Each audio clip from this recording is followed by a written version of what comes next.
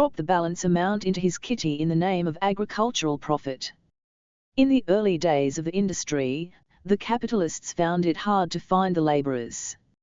Only those who gave up the land due to their inability to pay the land rent were available for such tasks. A few others who possessed tiny stretches of land also showed up for the industrial jobs in the hope of earning money wages.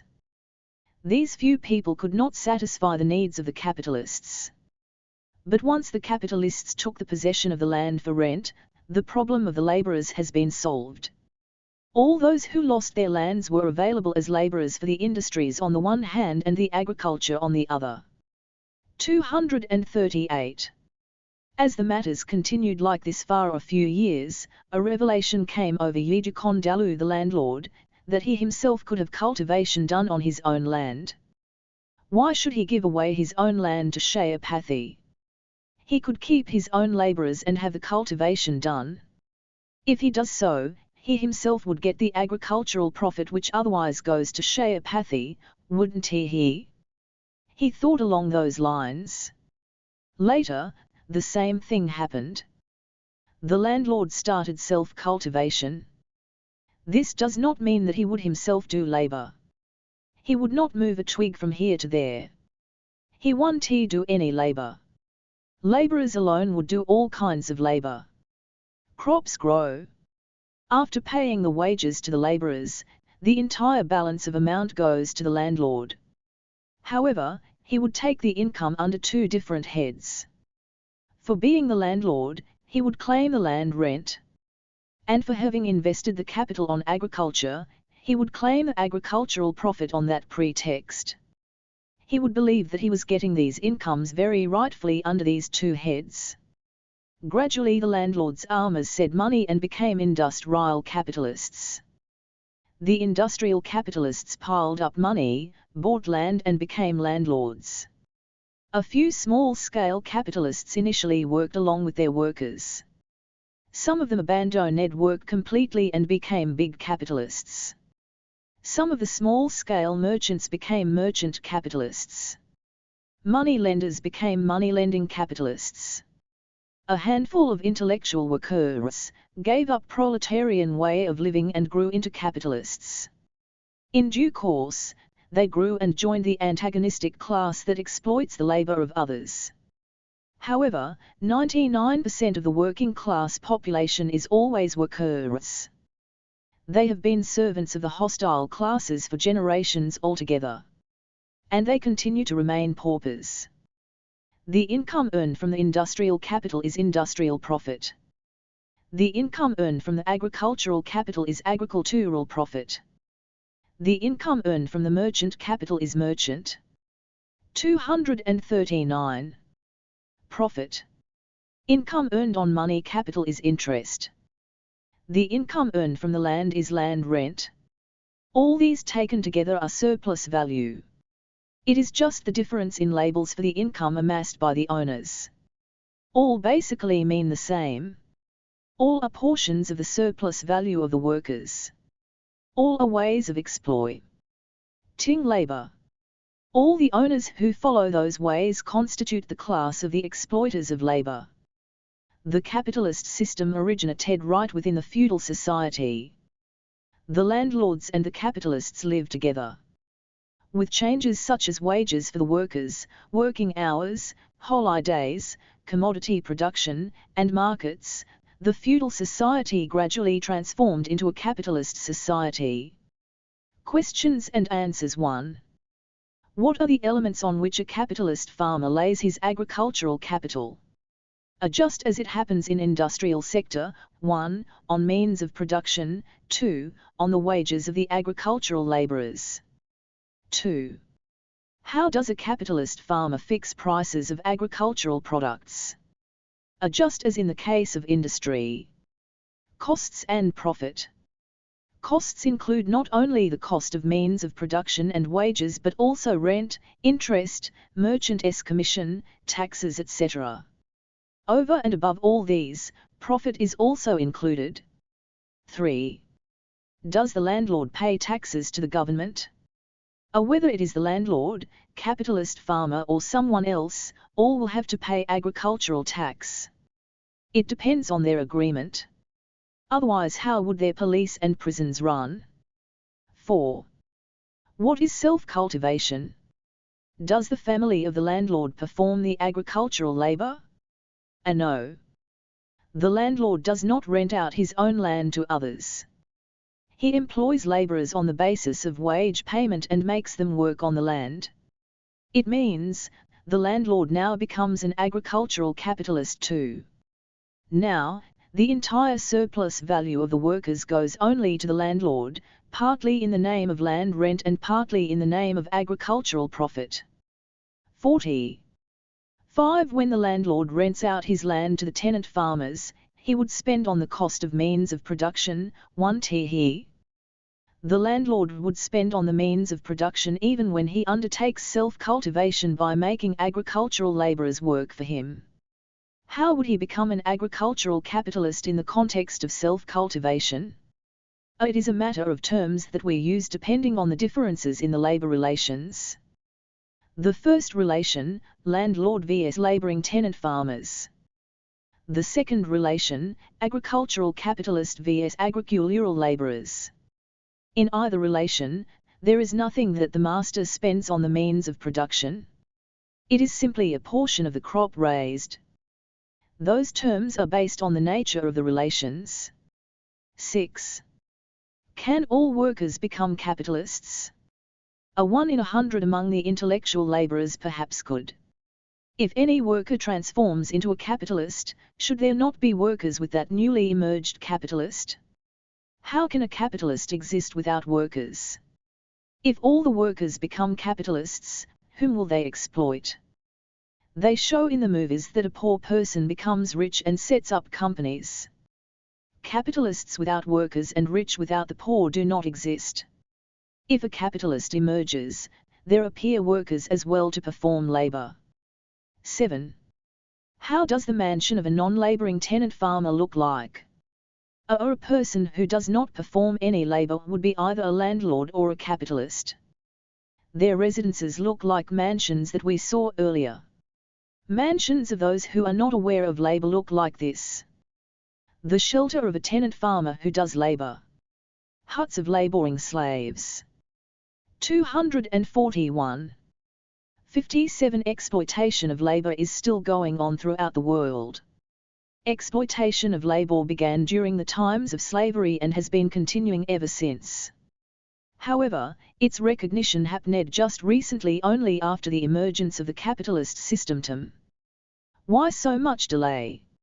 It is because money calculations were scarce in the past societies. There, the system of paying wages to the workers did not exist. The means of production were not available in the market. No item contained the value calculation. Although a part of the produce was sold, it was too small. No accounts existed to calculate the amount of labor which the laborers did and how much of that they received in return. In fact, the concept of labor was not known at that time. In the capitalist system, the practice of paying wages to the workers had begun. Here, every item is based on money calculations. The values of all kinds of labor and all kinds of things exist. In money calculations, when a capitalist gets a product produced only for the purpose of sale, he would buy all the necessary means of production with money. The value of each of these items would be clearly known. Let us assume that value is 80. Likewise, wages of the workers too exist here as money calculations. Let us assume that value is 20. These are the only two components needed for the production. There is no third component here. These two components together make the capital, which is 80 plus 20 equals 100. It means, what is spent as capital would also be known. The amount of money earned from the sale of the products would also be known. Let us suppose that the amount is 120. When all the calculations are available, it is very easy to find out the value of the worker's labor. How much remains if we deduct the cost of means of production from 242. The value of the new production. 40. This is the value of the labor which all of the workers in the workplace performed. If we deduct the wages which the workers received from this amount, what remains is the surplus value of the workers, which is 20. Suppose that there are no money calculations for the value of the means of production and the subsistence of the workers. Further, suppose that the newly produced goods are not for sale. In such a context, how is it possible to calculate the value of the labor of the workers and what portion from that value did or did not the workers receive? Not possible. It is not at all possible to understand the value until the system of the wages to workers is established.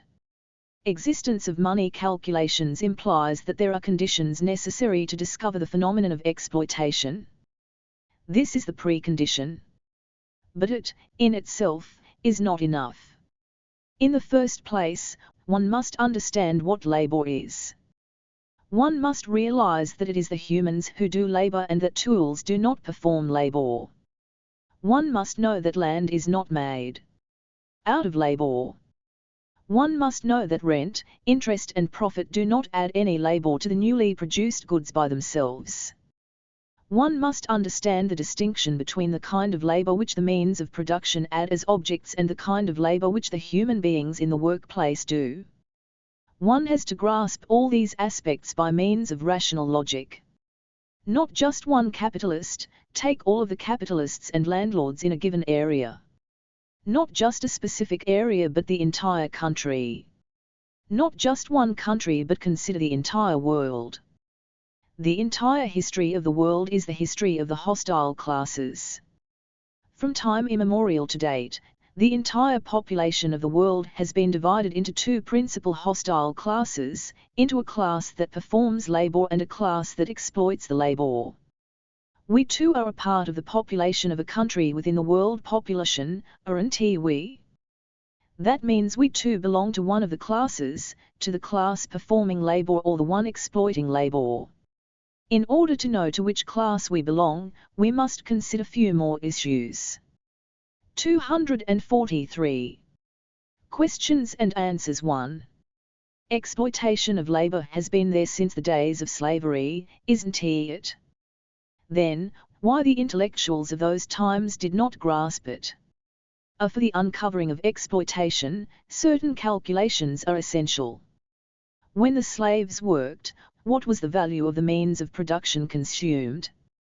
What was the value of the things spent on the subsistence of the slaves? What was the total value of the goods produced due to the labor of the slaves? Only when we know these three figures, we will find a way to understand exploitation of labor. There must exist a system to measure every kind of labor and every produce with the same measure.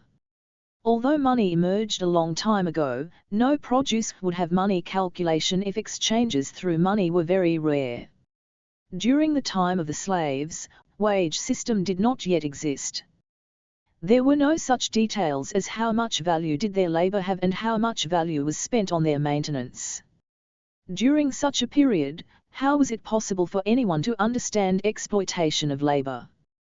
2. Is there exploitation of labor in India? Alas, what kind of a question is this? Do you have rents, interest and profit in India or not? 58. Bourgeois magician. Now we have to once again look into the procedure by which the capitalist determines the price for the new produce. Neither the land rent of the workplace nor the interest or profit of the capital constitute the costs needed for the new produce. Even if the capitalist pays land rent or interest to others, still they do not constitute the costs needed for the making of the products. These costs therefore are not added to the value of the produce. Even the merchant commission that goes to the merchant for selling the produce will not become the necessary component needed for the making of the product. That cost will not add to the value of the produce. We will see more on this aspect in subsequent lessons. 244.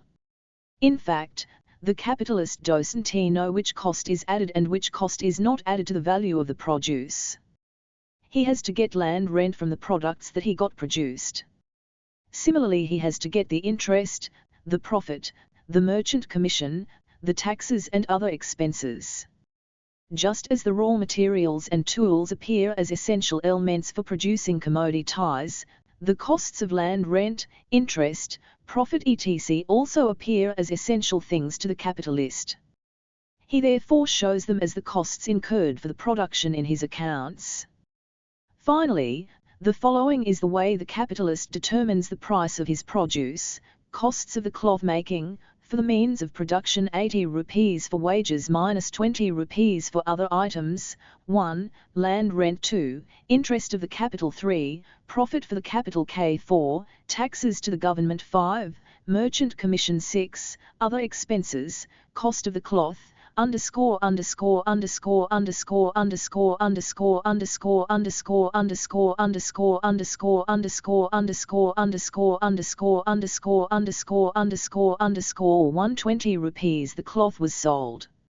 Money of 120 was earned. Out of this money, the means of production 80 has come back. New means of production will come to the workplace with this money. The wages 20 also has come back. New wages will be paid with this money. These two components will be circulating in the hands of the capitalist repeatedly. They keep returning every time. It is enough if he invests only once on the means of production. This value will be reused again and again. There is no wonder in this. Furthermore, it is the same thing with wages in the hands of the capitalist.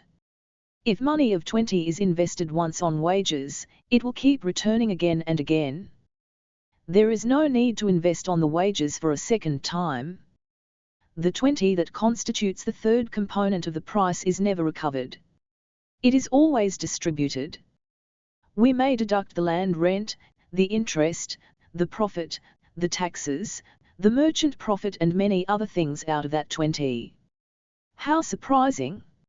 Although 245 components that are not related to production are derived from the very produce. It is possible to deduct all the costs, which do not add to the production value from the very production value. The mass of 20 gets distributed under several heads and is spent. And the next day a new produce is generated. It will earn money. Out of that new money, new land rent, new interest, new profit, all are distributed afresh once again. And are expended. It happens so every day. It is possible to keep on earning land rents, interests and profits out of the value of the produce. What will a capitalist think seeing this?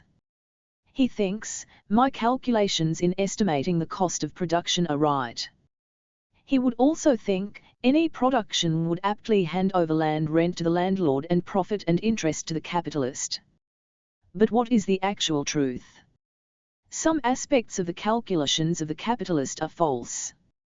In the example of the cloth, only the components 1 and 2 of what the capitalist shown are real expenses. All the components shown in component 3 are false. They are components not related to the making of the cloth. Nevertheless, they originated from the value of the cloth for a different reason.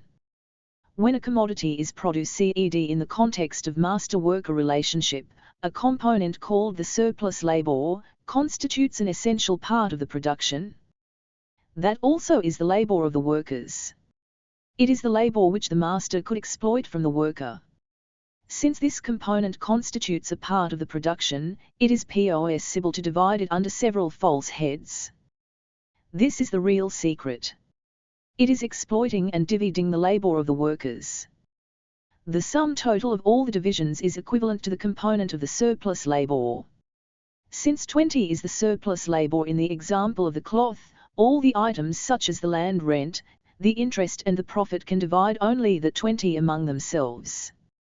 None could extract anything out of the 80 of the means of production or 20 of the wages. Masters extracting some labor out of the workers has been happening for thousands of years, ever since the times of the slaves and masters. This is what all the landlords and the capitalists have been doing.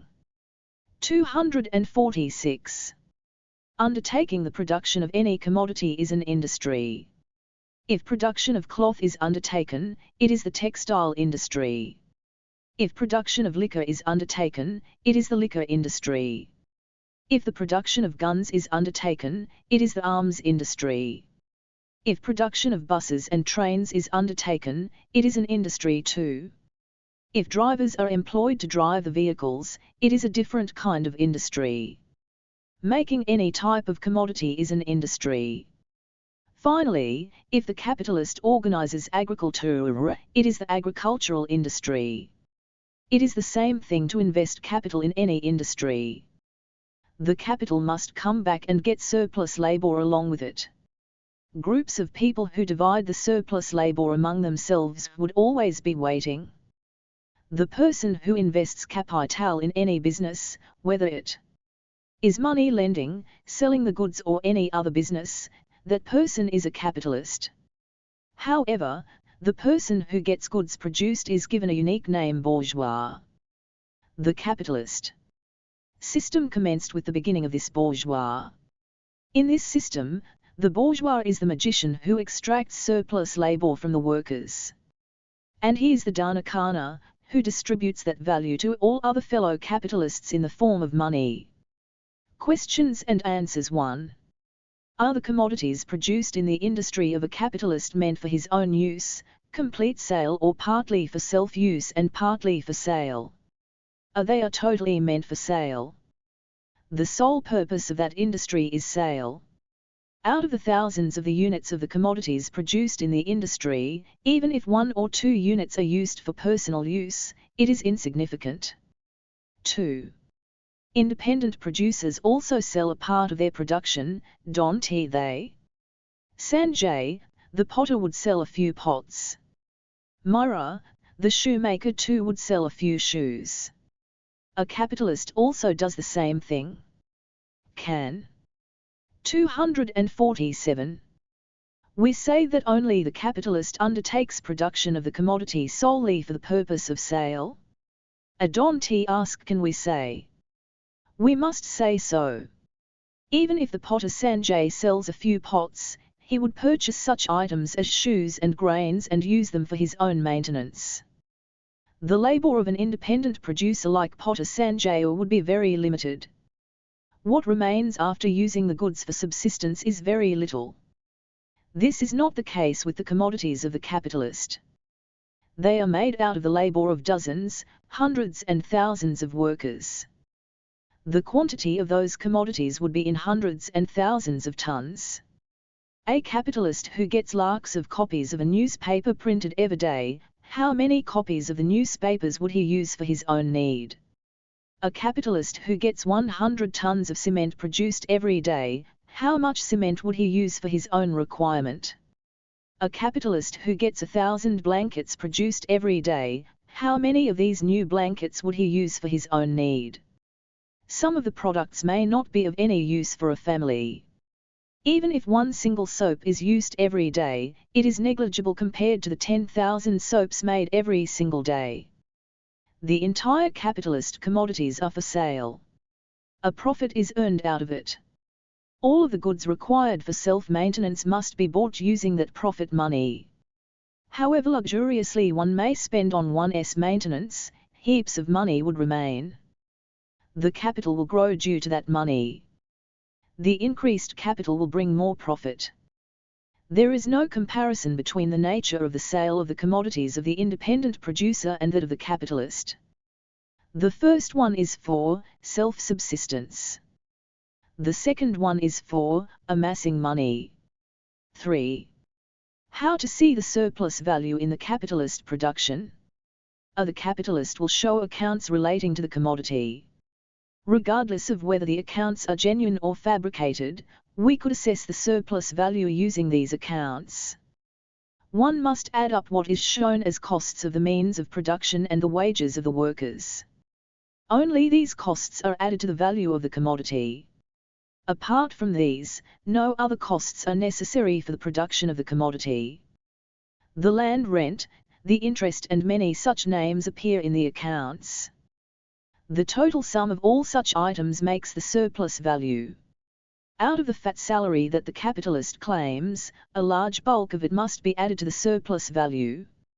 If we have 248 access to the accounts of the capitalist, we can easily find out the surplus value. If we find fabricated costs in the accounts of the means of production, it is possible to find the real costs. We have to add certain portions of those fabricated costs to the surplus value. 4. 1. There be good people among capitalists. A goodness among masters means a little kindness. We find good people even among slave masters. Yet that slave master too lives on the labor of his slaves. Not on his own labor. He sells and buys slaves. He treats them with little kindness. We find good people even among landlords.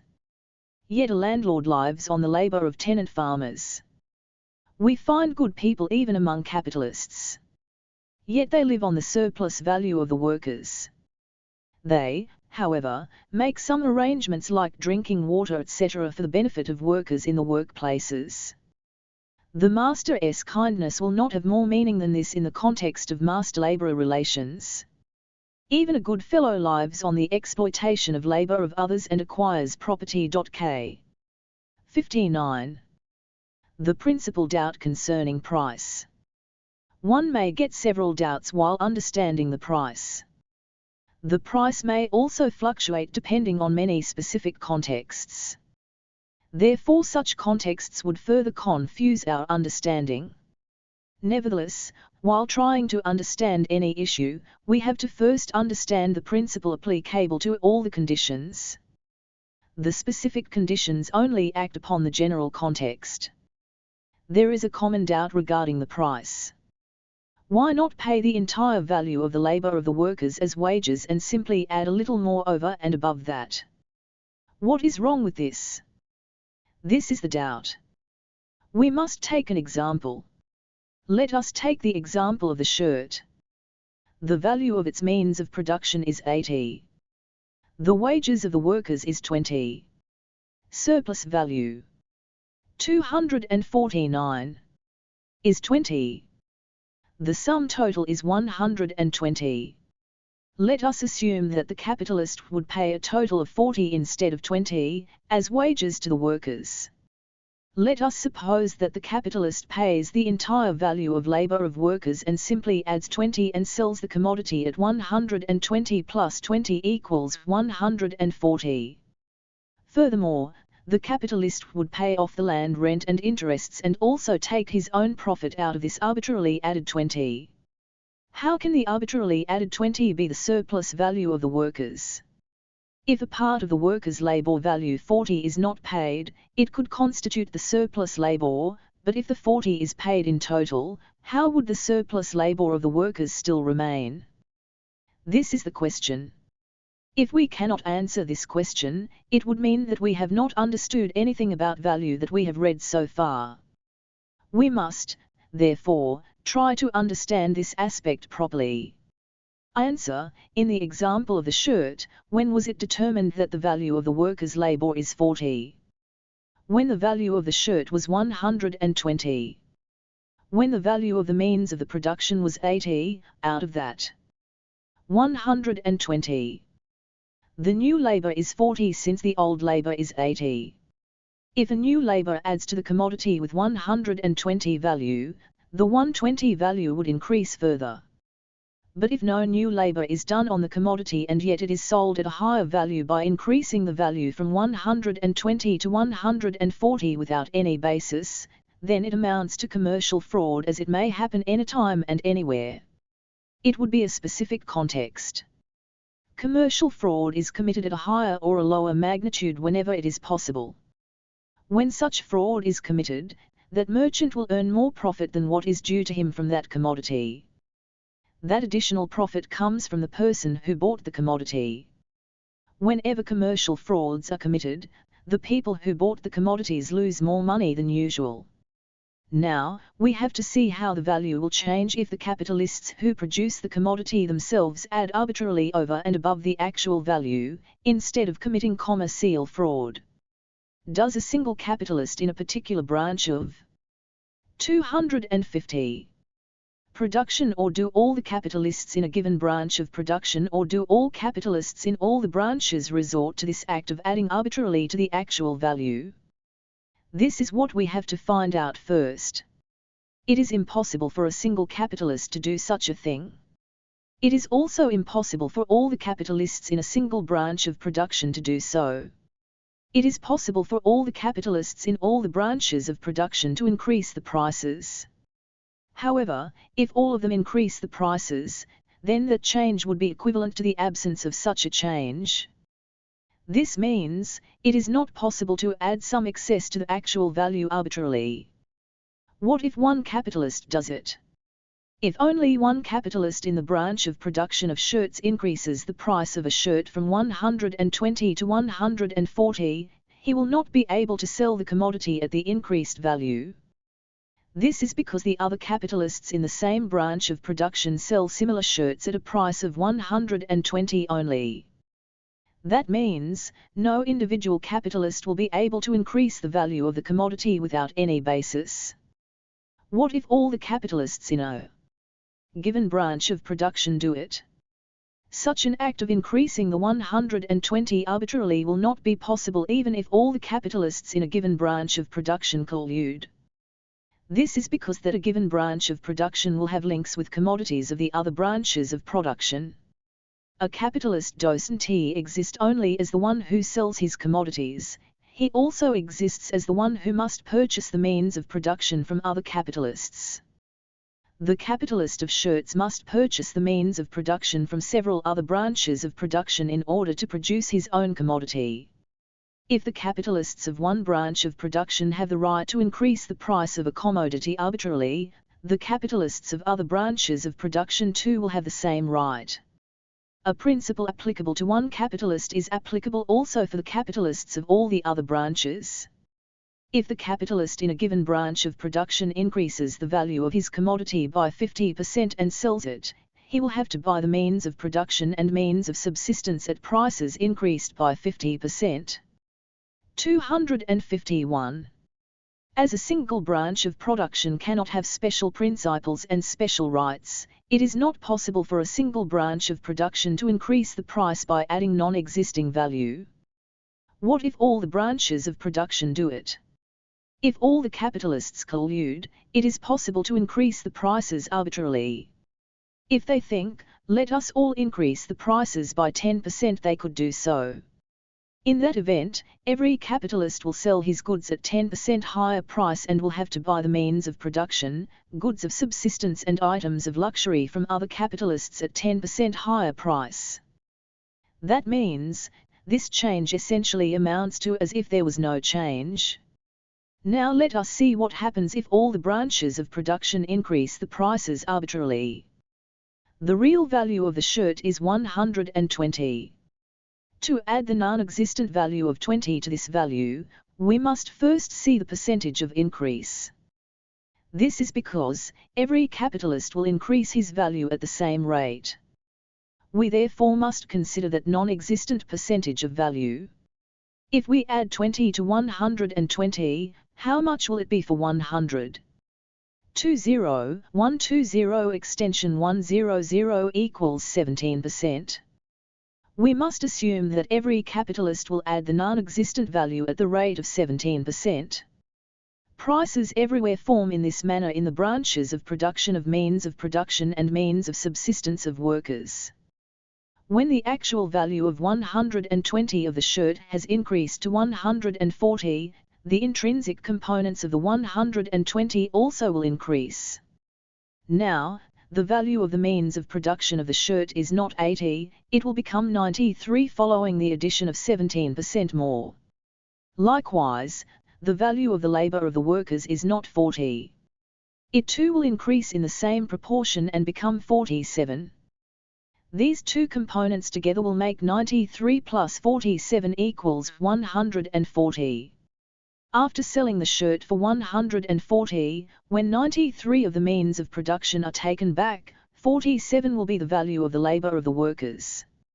In order to pay the entire labor of the workers when the value of the shirt is raised to 140, the capitalist ought to pay 47 and not 40. When the value of the shirt has increased to 140, even then it does not contain non-existent value. The entire 140 is the value already existing. After recovering 93 on the means of production and paying 252. 47 to the workers, what else is left? How is it possible for the capitalist to extract 20 out of the 140? Where is room for the non-existent value in this 140? Then, what is the outcome of arbitrary increase of the actual value? The increased value itself has become the actual value. The form of the actual value has changed. A figure of 120 has changed to another figure of 140, that is all.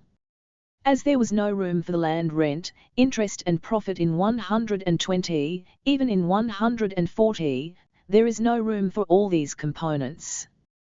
To extract these components out of 140, one should be able to extort some surplus value from 47 that constitutes the value of labor of the workers. That means, a part of the 47 should not be paid.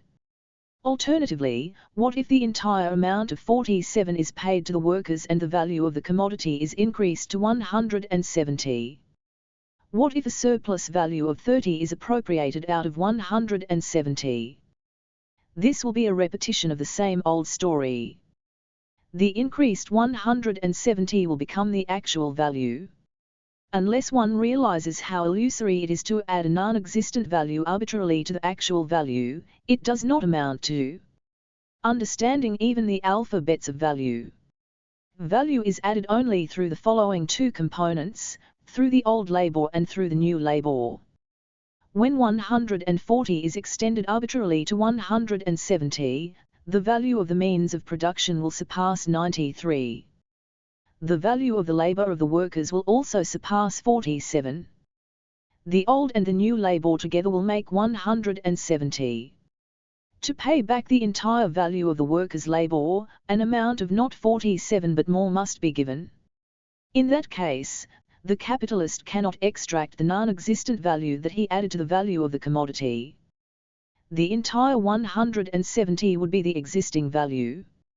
If we consider the example of grain instead of a shirt, we will know its parts easily. The value of a bag full of grain is 120. Out of which, the portion of means of production is 80 plus portion of wages is 20 plus surplus value is 20 equals 120. This grain must belong to the means of production and the laborers. But a fourth part of the grain goes invariably to the portion of surplus value. That portion is consumed by those who have not done any labor for the production of grain. Instead of considering the 253 value of that grain as 120, if we add 20 more and increase it to 140, even then the value of 140 should go to the means of production and laborers, shouldn't it?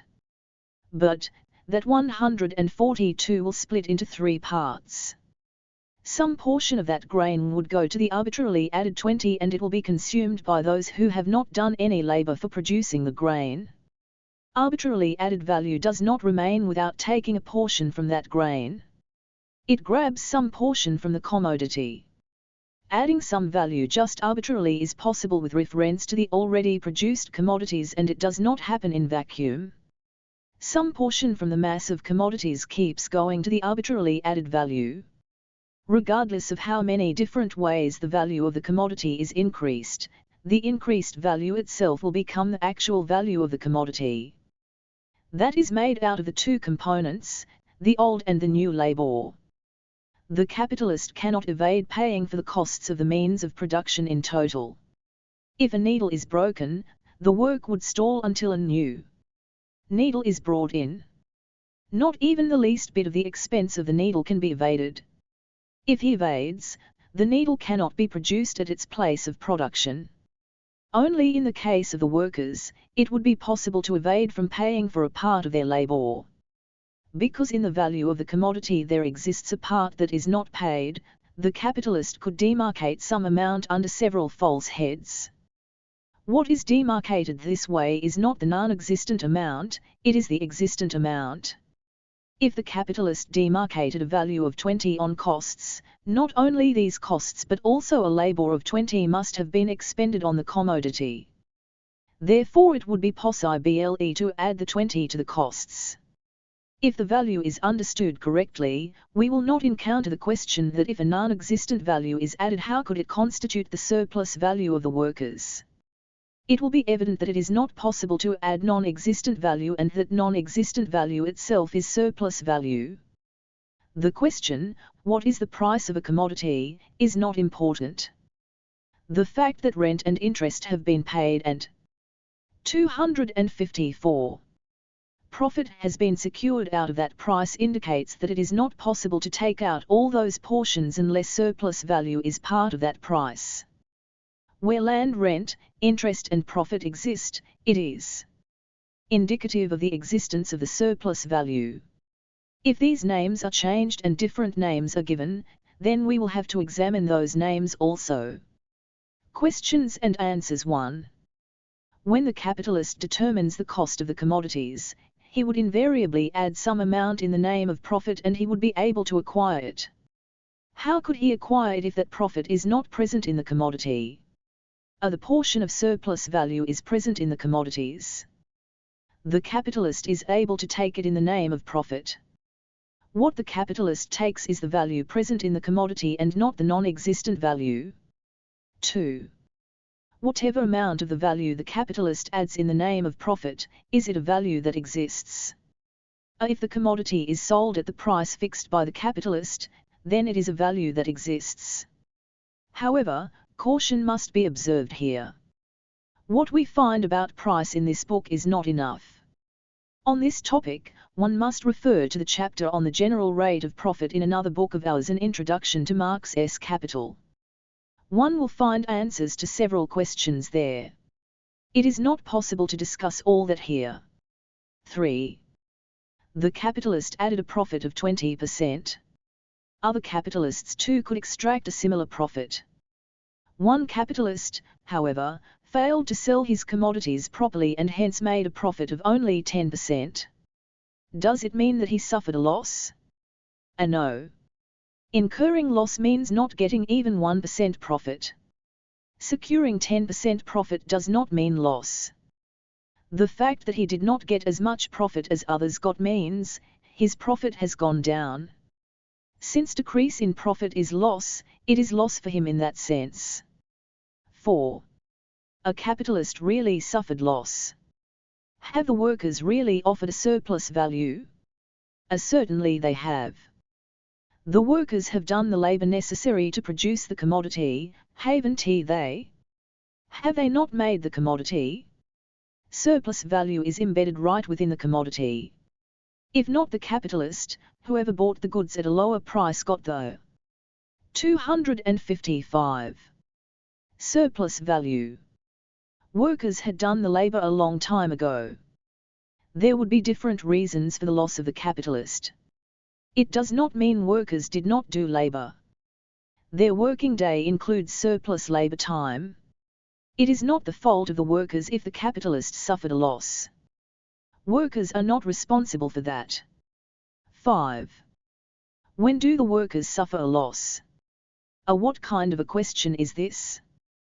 Workers suffer loss every day. When the master evades paying wages completely, it would be a complete loss. 6. The price of a commodity is 10. If it is sold at that price, the merchant would get a mercantile profit of 2. But, the merchant sold it for 11 fraudulently. As a result, his profit increased by 1. In what ways did the merchant get his profit? The value of the commodity is 10. If it is sold at the same price, profit would be 2, which comes from the surplus value of the workers who produced the commodity. The profit 1 which the merchant got by selling a commodity for 11 instead of its original price of 10, the merchant got that 1 from the purchaser of the commodity. The purchaser might be a worker or a capitalist. The purchaser paid 11 for a commodity whose value is only 10 and he incurred a loss of 1. This will be the profit for the merchant. If the purchaser was a worker, 1 would diminish in his maintenance. If the purchaser was a capitalist, 1 would diminish in his profit. Profits which are secured by selling commodities at their actual prices come from the surplus values of the workers. Profits secured by following fraudulent practices, such as weighing commodities less and grabbing higher prices, come from the purchasers of the commodity. 7. What is it that a capitalist adds to his costs? Should we call it profit or surplus value? The capitalist calls it profit. Because land rent, interest, taxes, merchant's commission etc. are listed as costs.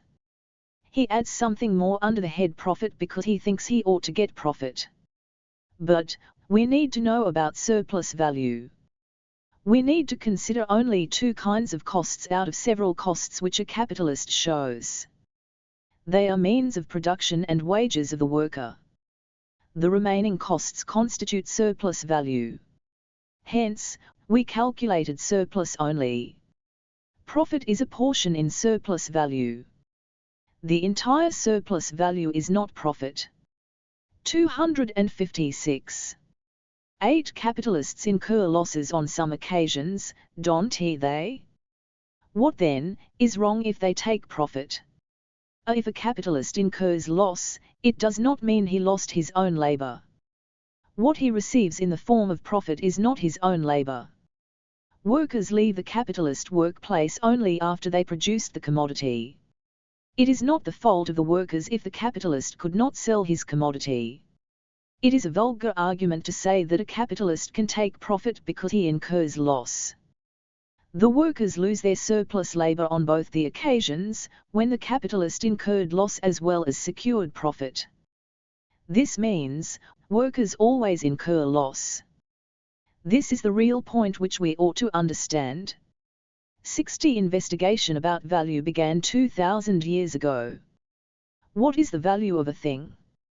Why do we get money when we give a thing? What is money? Do you know what kind of questions are these?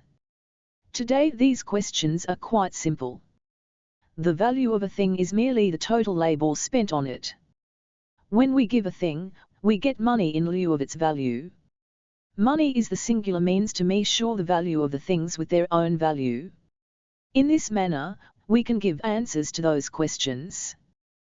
These questions, however, were the toughest questions in the past. A great number of intellectuals struggled to find answers to these questions but lost their battle after thinking again and again and again. A few of them who attempted to understand profit, speculated as it appeared to them. Tools will do a lot of work. Any amount of profit could be earned out of these tools, said a few. When a thing is sold, those who buy the thing also provide the profit, said a few others. Besides those who talked such nonsense, there were others who spoke a few wise words. Although these people did not understand what value was, they nevertheless said a few meaningful words once in a while on matters within their 257. Comprehension. Based on a few sensible thoughts which one gentleman proposed, another extended them further. Thinking is always a good practice. Others too will discover yet other good points. Regardless of which gentleman said which good words, all of them weighed pros and cons and finally concluded that land must get land rent, and capital must get interest and profit. They were not aware of anything other than that. The intellectuals of those times would learn only from the landlords, only from the capitalists. They would learn only from the merchants and money lenders. They repeat words pronounced by the others. There is no difference in essence. Aristotle. In this manner, the quest for understanding value that began with the Greek thinker Aristotle and proceeded through the English intellectual Ricardo continued over a period of 2,000 years. Ricardo said many good words as compared to his predecessors. Value is only labor. If not for labor, how can there be value? he said. This was excellent comprehension. If we understand this more appropriately, moving in the same direction, we could progress until grasping the concept of exploitation of labor. Though Ricardo said those few good words, he himself plunged into the chasm of uncertainties. He encountered several doubts on the thoughts he expressed himself. If value is labor, the part that is transferred from the commodity into the hands of the capitalist in the name of profit must also be labor, is it not? If the capitalist too toiled, then it should take the form of the wages, but why is it taking the form of profit? Is profit to the capitalist's labor? Ricardo deliberated and was thoroughly puzzled. A while later, however, his puzzlement cleared up. It is the capital and not the capitalist that gets profit, isn't it? Then, when? 258. The capital was invested, shouldn't it earn a profit? Who will lay capital if they don't get profit? If no one invests capital, how are goods produced? Without goods, how will people live? All will be topsy-turvy without the capital earning a profit. This way, Ricardo suppressed his bright questions and puzzles himself. Having arrived all the way up to the door of the truth where he could grasp exploitation, he quickly retreated. Capital must earn profit. Without profit, capital won't exist, will it? Since the capital must earn profit, what goes to the workers must reduce. There is no escape, he concluded with a deep sigh. While saying that capital must earn profit, Ricardo did not pronounce anything novel as compared to his predecessors. However, since he pronounced that there existed a relationship between profit and what was given to the workers, his reflection turns out to be a wonderful observation. With this clue one may cover any distance. Do you know who did finally understand value correctly? Questions and answers. 1. The capitalist labors a lot in setting up industries and in running them, doesn't he? Why should we consider that he doesn't work? Why should we call the profit he receives exploitation of labor? If he does labor, he has to take wages. He could also get the surplus value related to his wages. If a person does labor, he will have the reasonable right to receive its value. We don't call his wage exploitation of labor. What the capitalist receives is not simply wages. He receives rent, interest, profit and everything else. We call those incomes exploitation of labor. The wage which the capitalist receives is not something tiny. Not even the salary which he pays to his manager. The capitalist takes a salary which is 100 times more than what he pays to his manager. He himself decides his salary. Large part of his salary is the surplus labor of the workers. Those who ask the capitalist work, should also ask why the capitalist also earns a profit in addition to the wages. 2. Is there a difference in the duration of work expected to be performed in a day by the workers and the independent producers? Certainly there would be a difference. Independent producers have no 259 master. Therefore, they must perform only that much labor to support comfortable life sustenance. In a day, they may or may not perform more work than what is needed for sustenance. On a day when more work is performed, more means of production are spent. More products than before are produced afresh. There won't be any rule as such that it should be the same every day. This is not the case, however, with the workers. They have a master. For the master, the workers inevitably must perform surplus labor every day. It is the same thing with the slaves and the feudal tenant farmers. 3. Workers have holidays. What about holidays for slaves and feudal tenant farmers? Are holidays for slaves? They must work day and night. They will have a holiday only when they die. About feudal tenant farmers? They sleep at least during nights. 4. What sort of money used to be there during the days of slaves? are coins made of silver and gold, not paper notes. 61. Ignorance of intellectuals. The intellectuals of the previous times, however, did not have the correct understanding of labor. All of the old economists have had the erroneous notion that the tools also perform labor. How do people with such notions understand what is earned in excess of the capital? They think that tools yield that excess. No intellectual of the past ever thought if that excess would come through the workers. 1. The capitalist pay wages to the workers? How? 260. Can the surplus be earned through the workers? The tools alone do a lot of work. Any amount of surplus must come out of the tools. They thought mostly along these lines. Just as the common people considered, the intellectuals too believed that land is landlord's property. For those who believe so, a landlord taking land rent appears quite natural and justified. The intellectuals of the past believed whatever they saw in their vicinity as appropriate in whichever form they found them. How can such people be considered as intellectuals? The question arises. They are considered so because they use logic when they argue. Their logic would be as follows: the landlord gets land rent. Why so? Because the land belongs to him. Do those who do not own the land earn the land rent?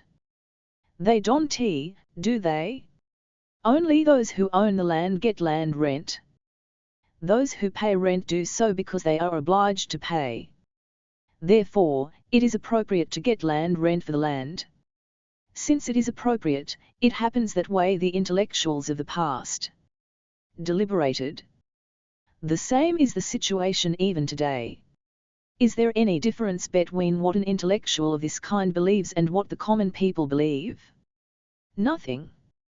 The intellectual of the past also thought in the same way as the landlord thought and as the tenant farmer thought. The intellectual believed that the assumption that the land must get land rent was a great tenet and that he made this grand discovery. The intellectual witnessed that those who invested capital earned profit. The intellectual witnessed that those who lent loans earned interest. For him, all of these were right things. They happened because they were right things. Or else why would they happen? Whatever happens in the society is right. Ownership was right. Servitude was justified. The riches and the penury were all right. These were the deliberations and understanding of the intellectuals of those days. In the times farther than this, like the slave masters, the intellectuals of those times too believed that the slaves were the property of the slave masters. 261. Terrorists. For the intellectual of those days slavery was a right thing, since slavery was a right thing in the view of the slave master. That intellectual too was a slave master.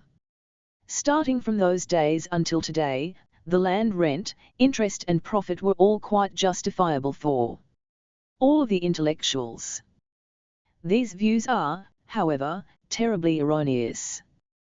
These errors are being perpetuated due to faulty labor relations. Do you know who pointed out these erroneous views and discovered the fact that exploitation of labor has been taking place? Questions and answers. 1. Tools also perform labor. Do the intellectuals still think this way? And 99 out of 100 still think that way. Since we cannot say 100 out of 100, we say 99. In fact, the so-called intellectuals do not pay attention to anything other than what they studied. They don't care for anything else. The mathematics teacher teaches the interest calculations brilliantly in terms of simple interest, compound interest and so on. However, he would not at all know what interest is. The science teacher explains skillfully what gravity of Earth is. He, however, doesn't bother who has or does not have the land. No intellectual knows whether or not the master and worker relations are rightful. A singer renders lyrics of tragedy with utmost talent. An artist sketches the caricature of the poor people with great skill. However, the tragedies and the poverty do not touch them. On the contrary, they appear quite natural to them. It is enough for them to sell their songs and pictures at higher prices. They also seek awards and felicitations. To know if tools also perform labor, it is irrelevant to read Bhagavad-gita. One would open his eyes if he reads Marx's Capital. All these intellectuals, however, have been graduated only through the capitalist education. These artists have been perpetuating the arts of the times of slave masters. They do not appreciate logic. In reality, these intellectuals do not use their brain. They are stunted at what was taught to them in their early classes. The entire education of the exploiting societies glorifies and defends the relations of exploitation. Therefore, higher degrees and higher grade jobs should not be associated with intellect. Even the university professors do not know the difference between the tools and the workers. 262. 2. The landlord says the land is my property. Land must get land rent. The capitalist says the means of production are my property. I must get interest and profit. If the intellectuals too reiterate the same, doesn't it amount to repeating what the landlord and the capitalist say? Shouldn't there be independent analysis by the intellectuals? Our intellectuals hail also from the working class. The intellectuals of the exploiting class need not analyze exploitation. Only the intellectuals of the working class are obliged to do so. They face daily all types of problems that originate out of exploitation. They wage struggles on immediate problems. But they do not take note of the basis called exploitation of labor. They do not focus on human relations. They ignore their responsibility as intellectuals of the working class. Still, the situation is like this. They will learn some day in future. Superstition is another name for ignorance. They still hold superstitious notions. 3 intellectuals make very good suggestions. They say, the environment should not be destroyed, there shouldn't be corruption, human rights should be protected, and so on. They say many such good things. Do you say that they are irresponsible? Oh. Those who say that environment should not be destroyed must first know who is destroying the environment. All the processes of production are in the hands of the capitalists. First, one should raise the question, why is environment destroyed? Is it because of the actions of the capitalists or workers? The actions of capitalism that aim at multiplying profits destroy the nature. In such a situation, what should those people who talk of environment do? They should understand capitalism and criticize it. Similarly, what is corruption?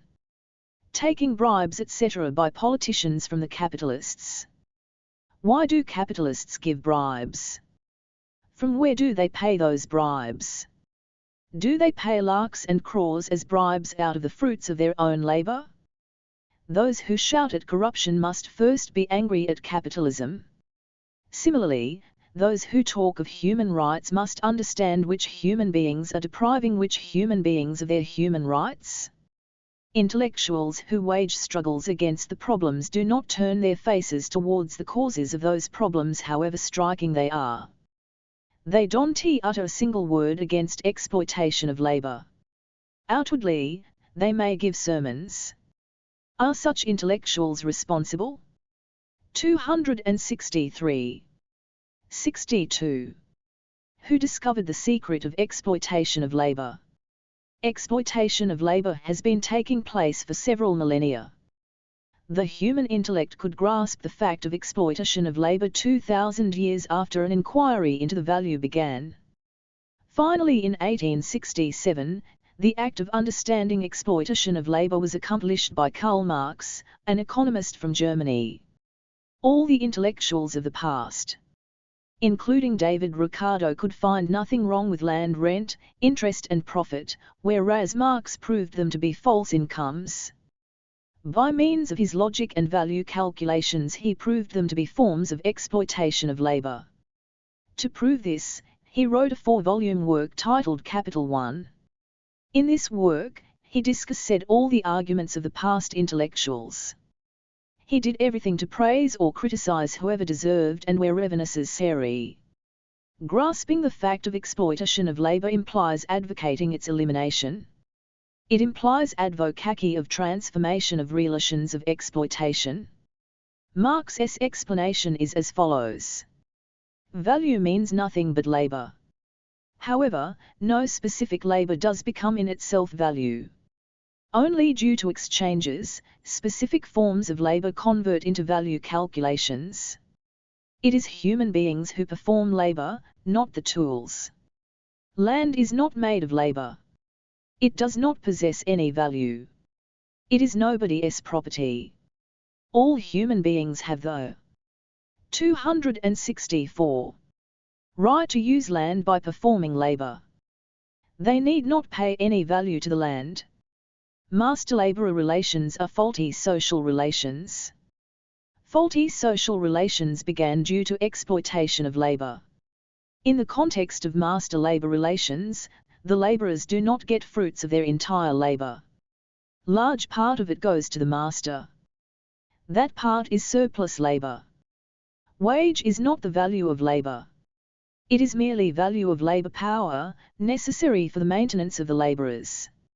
In order to produce anything, human beings require only two things: means of production, the living labor of human beings. No third element is necessary. Means of production does not mean capital. Neither capital nor capitalists are required to produce anything. Only means of production and human beings who perform labor are necessary. The elements like land rent, interest and profit are not required to either to produce or consume things. They are faulty aspects unconnected with production. The surplus labor of the workers is distributed under false heads among the groups of people who do not perform any labor. Owing to exploitation of labor, all the means of production have become the property of the class of exploiters. As a result, labor relations among human beings turned into antagonistic relations. Human beings are split into antagonistic classes. It means that all the groups who live on the surplus labor of the laborers are living on exploitation of labor. Land is a natural substance. Landlord's right over land is a false right. All the means of production which appear as the property of the capitalists have been and are conversions of surplus labor of laborers of many generations. Right over the land and right over the capital are not the rights which were acquired due to the labor of the masters. They are false rights secured through exploitation of labor. The working class has the legitimate right to confiscate any moment the means of production which are under the possession of the masters. All sorts of states so far 265 existed are the ones which the exploiting class established. State is the committee which manages the common affairs of the exploiters. It retains exploitation of labor. For the human beings to live, it is not necessary that we should have capitalists who invest capital. Capital means means of production and means of subsistence of people who do labor. These two elements are readily available in society. If human beings want products, it is enough if they do labor on the means of production while consuming means of subsistence. They don't need capitalists who invest capital. In fact, it is a lie to say that they invest capital. All the masters must do labor along with the laborers. Then all people would live on their own labor. The faulty forms of income, namely land rent, interest and profit, faulty property rights and faulty labor relations, would disappear. The antagonistic classes that arise from the master-laborer relationship would disappear. The fact that exploitation of labor is taking place implies that the human relations are upside down. We have to turn them straight. The working class has to carry out this task. The class of masters is not inclined favorably to stop exploitation. Moreover, it tries to suppress the working class struggles.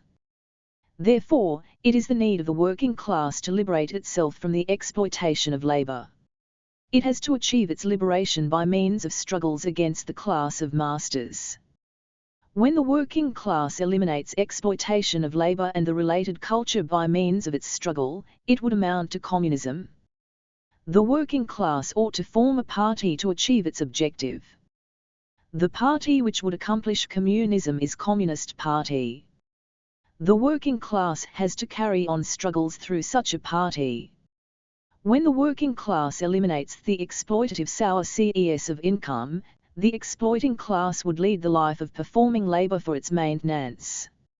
Non-antagonistic relations of labor would emerge. This is Marx's explanation. This is not meant for any moral preaching, nor is meant to uplift the society.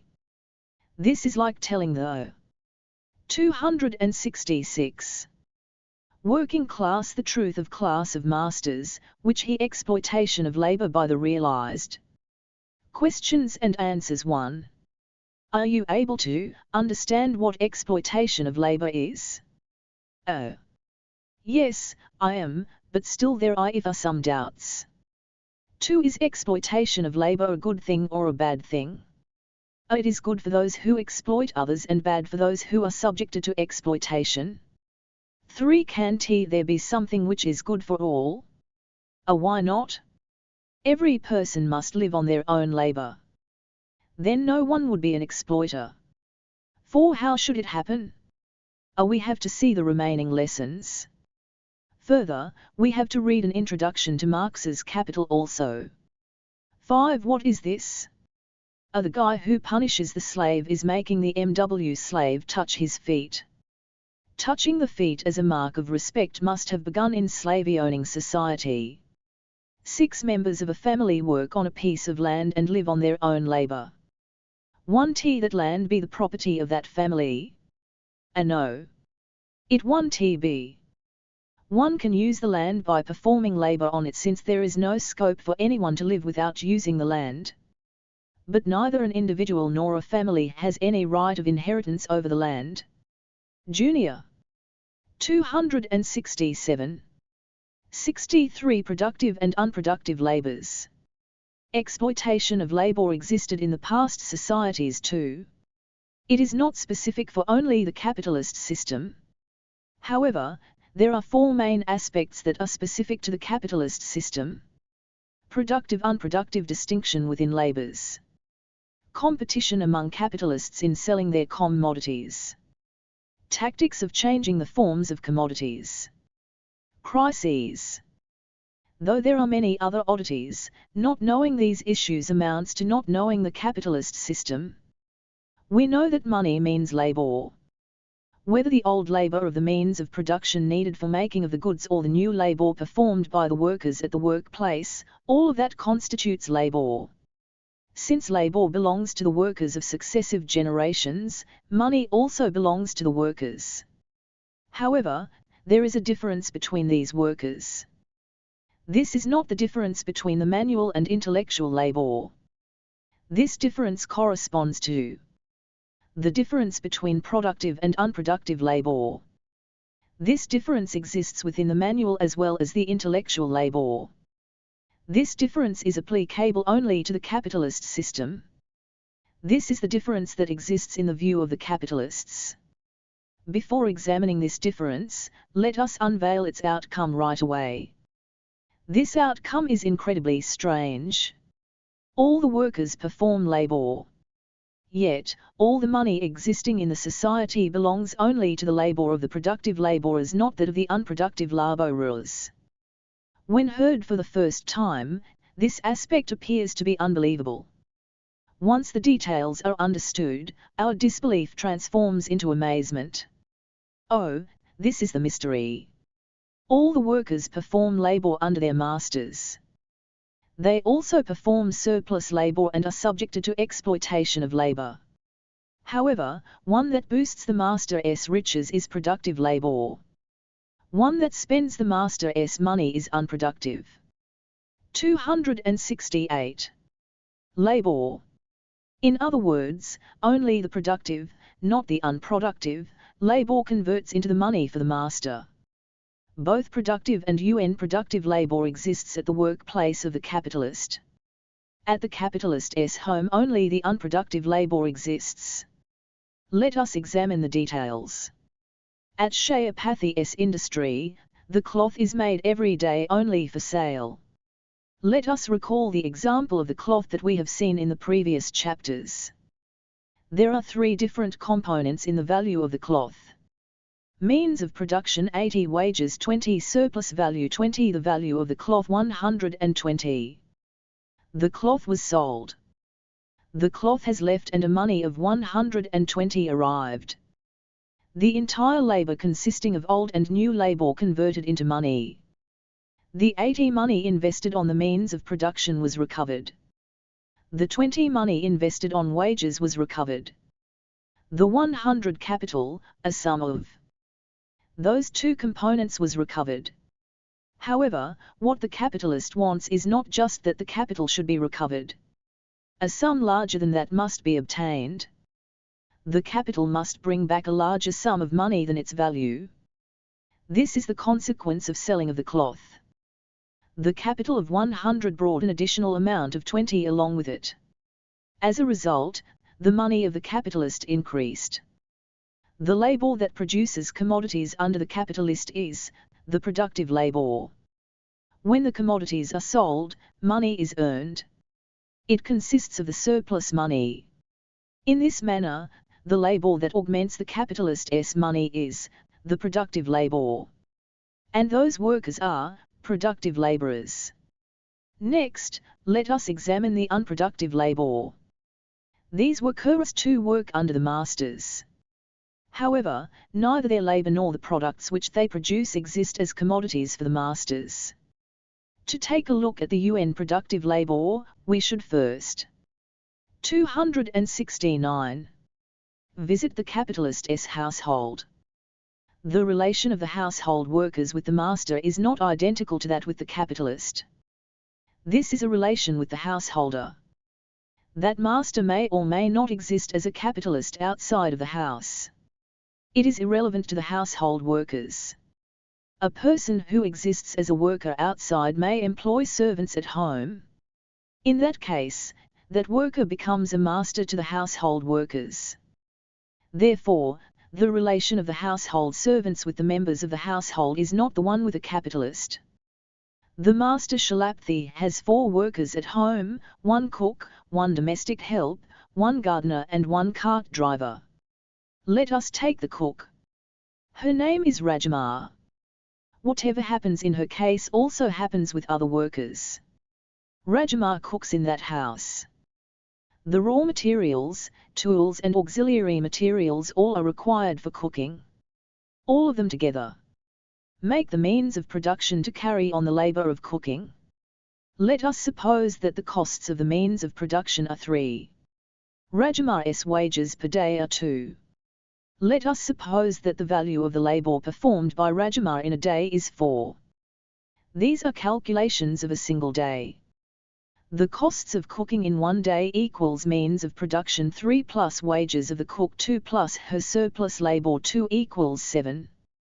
People of the household, however, did not spend 7 on the cooking, they spent only 5. The people of the house don't sell the cooked dishes outside. They are not commodities. They did not get the foodstuffs prepared for sale. They use the dishes for their own need. All these items are consumed inside the house. What has happened here? How much money did they spend on the cooking? They spent the means of production 3 plus wages 2 equals a money of 5. Since the cooked dishes were not sold, that money was not recovered. That money was spent as a use value. 270. Where did the money 3 plus 2 equals 5 spent by the master on the cooking come from? Let us say that master is a capitalist who gets the cloth made for sale. We have seen that through the cloth an amount of 20 was earned as surplus value. Out of this amount, his industrial profit is 12. That profit is his income. He would spend on household needs out of this profit only For the sake of simplicity, let us assume that the entire surplus value of 20 is in his possession. What is the name of Rajima's labour? Will her labour yield surplus value to the master or not? We will see these things in the next lesson. 64. Do unproductive workers give surplus value? The cook at Shayapathi's home performed labour of 4 and received only 2 as wages, didn't she? What about her surplus labour? What happened to it? Did it go to the family of the master? Certainly it did. However, it was appropriated as cooking labour, not money. It was appropriated as the use value as needed by the master's household. That family appropriated a cooking labour of 4 for money of 2. That means a surplus labour of 2. Those dishes, however, were not commodities. They were not sold outside. The costs of the 271 means of production used for those dishes were not recovered. The wages were not recovered either. The owner procured surplus labour but not as money. All the costs of the cooking were spent in the form of cooking labour required for the family. The labour thus spent is unproductive labour for the master who is a capitalist. That means the labour that doesn't produce. Doesn't produce what? A labour that doesn't produce money. It is the labour that doesn't convert into surplus value although it gave surplus labour. It is the labour that has not increased the initially spent money. The labour of the cook produced all the dishes. Nevertheless, since the dishes haven't gone into sale, for that reason, that labour became unproductive labour. For the master, the cook is an unproductive worker. All the means of production spent for the cooking are unproductive costs. That family needs again fresh dishes the next day.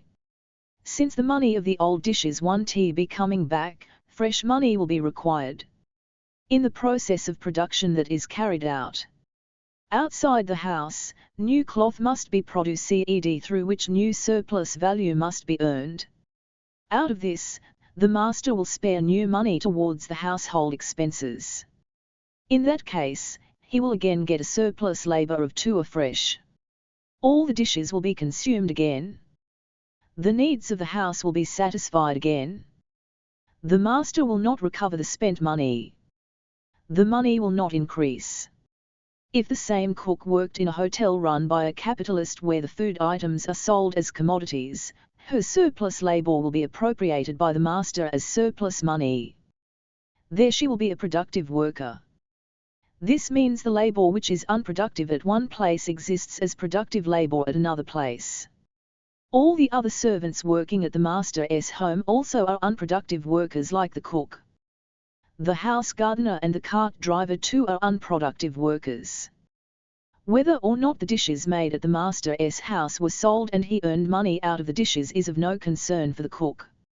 She performed a 272 labour of 4, earned only 2 as wages and lost 2.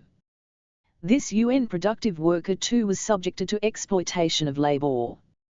That means, what befalls the productive workers also befalls the unproductive workers. A question, nonetheless, hasn't the cook earned money of 2 in lieu of her labour?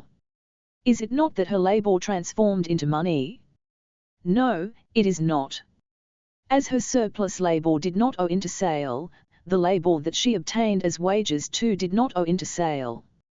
No portion of the labour for she performed transformed into money. Yet, she procured money of 2 as wages. Where did that money come from?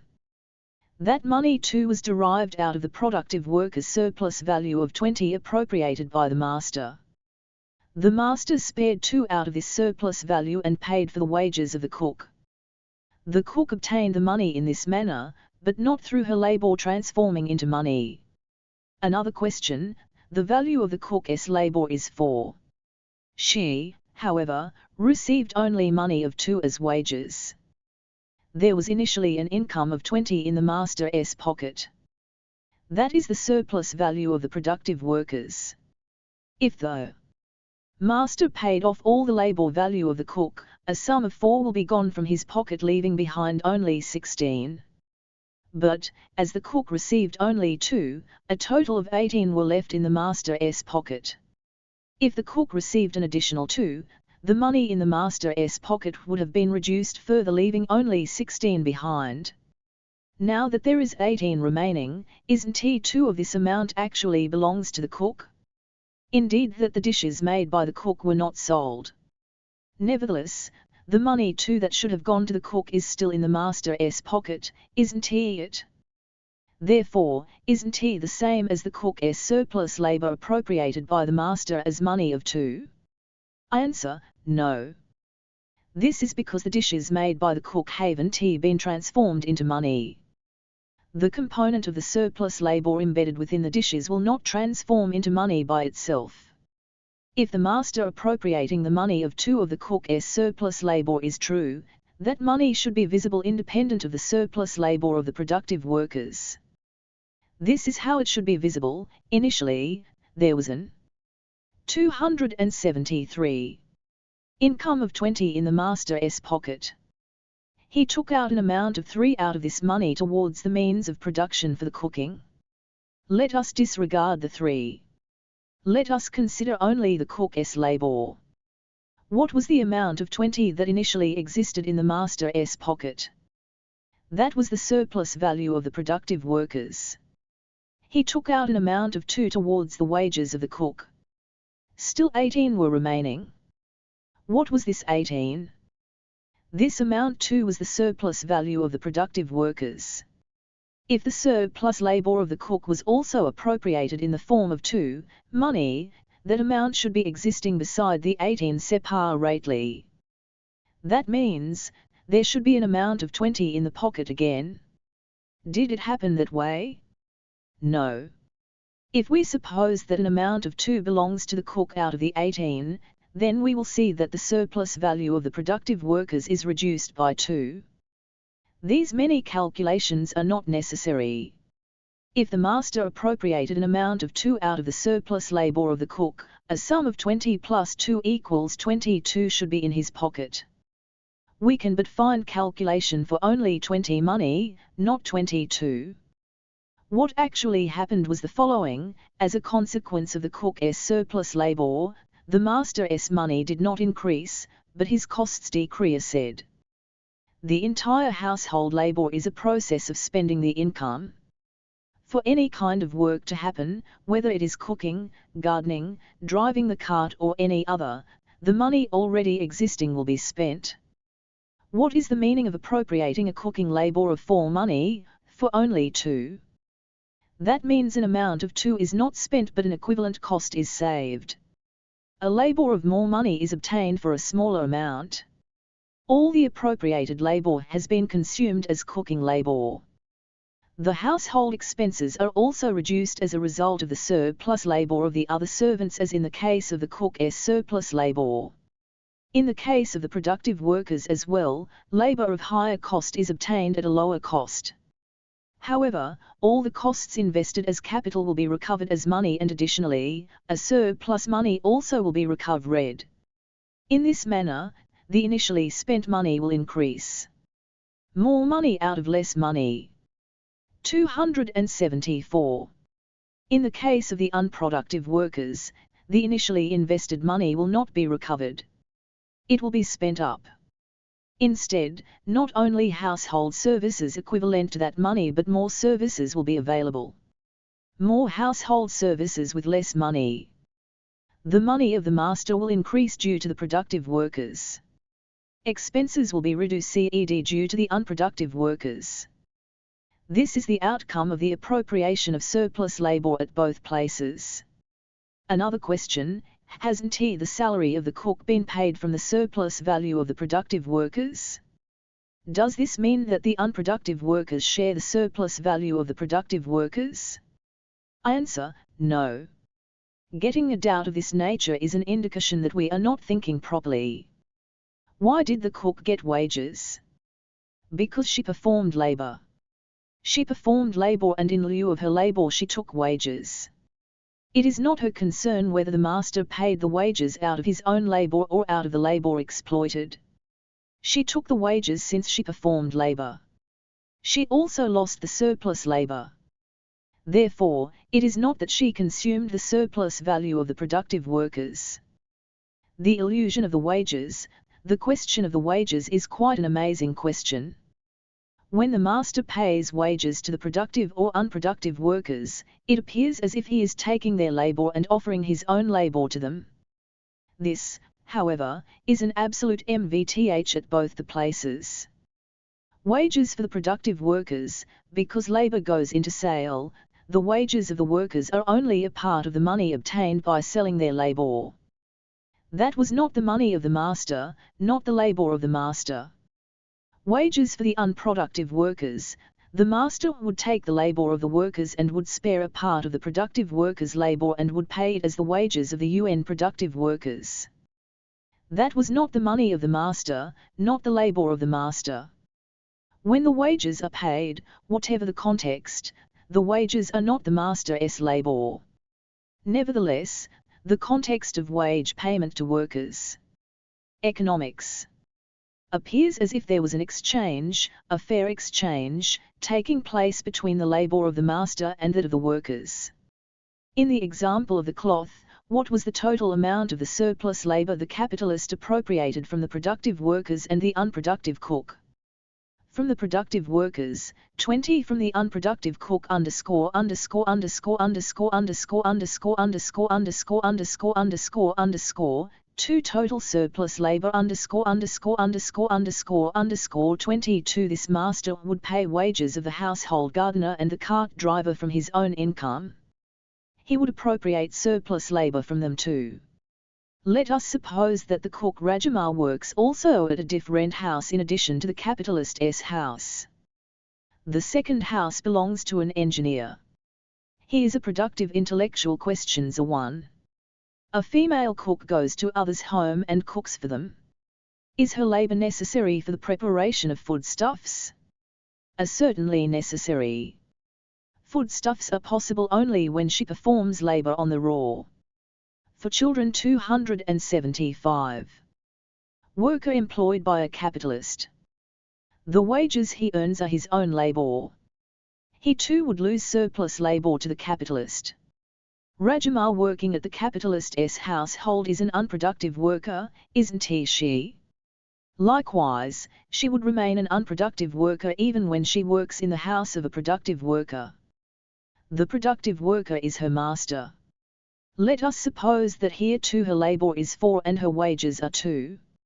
In that case, it would mean that the productive worker who is the master now is extracting a surplus labor of 2 from the UN productive worker. That means, although both of them are workers, when they are in a master and laborer relationship, the master would indulge in an invariable labor exploitation. There are also instances where unproductive workers work for other unproductive workers. ND answers materials. If the foodstuffs are sold, their value would be a combination of old and new labor. Because the foodstuffs are not sold, their 1TB value calculations _______________________ 2. What is productive labor? 276. What is unproductive labor? 1 that produces commodities at the capitalist's industry is productive labor. 1 that adds more money to the initially invested money of the capitalist is productive labor. 1 that reduces the expenses in the process of spending the income of the capitalist is unproductive labor. 3. The initially invested money of a money-lending capitalist also increases. The money of 100 given out as a loan secured an additional money of 5 as interest while returning. A worker works with the capitalist as a clerk. He looks after the matters of money lending.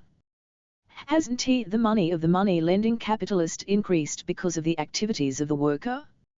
No. This worker is an UN productive worker. His surplus labor will reduce the expenses of the money-lending capitalist. The interest of 5 appropriated by the money lender is part of the surplus value of the productive laborers working elsewhere. Those productive workers are those who work for a productive capitalist to whom the money capitalist lent money. Or if a merchant capitalist borrows money, it is those productive laborers who produce the commodity that the merchant capitalist sells. We have to see who borrowed money and what they did with that money. 4. Do productive workers work at the house of a productive worker? No such relation exists. People who work in a house are unproductive workers. 5. Do unproductive workers work in the house of an unproductive worker? The household servants are invariably unproductive workers. The master of the household could be a productive or unproductive worker outside the house. 6. Is there any difference between the means of production spent in productive labor and the means of production spent in unproductive labor? There won't be any difference in the nature of means of production. The difference lies in the relations in which things are produced. The cost of means of production spent in a hotel is productive expenditure. Their value is not spent out. It always keeps returning. If the same means of production are spent at home, it is an unproductive expenditure. Here, the means of production as well as their value are spent. 277. Out each time. A raw material or a tool is considered as either productive or unproductive depending on the context in which it is spent. 7. Do unproductive laborers give surplus value? What is the brief answer to this question? They don't give surplus value but give surplus labor. 8.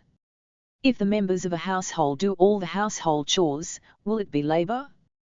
What kind of labor it is? It is labor. To know what kind of labor it is, see the lesson Family Laborers. 9. Is there any name for the labor performed by independent producers? We will find an answer to this in subsequent lessons. 10. How to achieve the liberation of unproductive laborers? Productive laborers work for the capitalists, where they are found together in large numbers. All of them can stand united as one. How can domestic servants fight? Domestic laborers can also form unions and lay down certain conditions related to wages, working hours, working conditions, etc. But the system of domestic servants should not exist permanently in any society.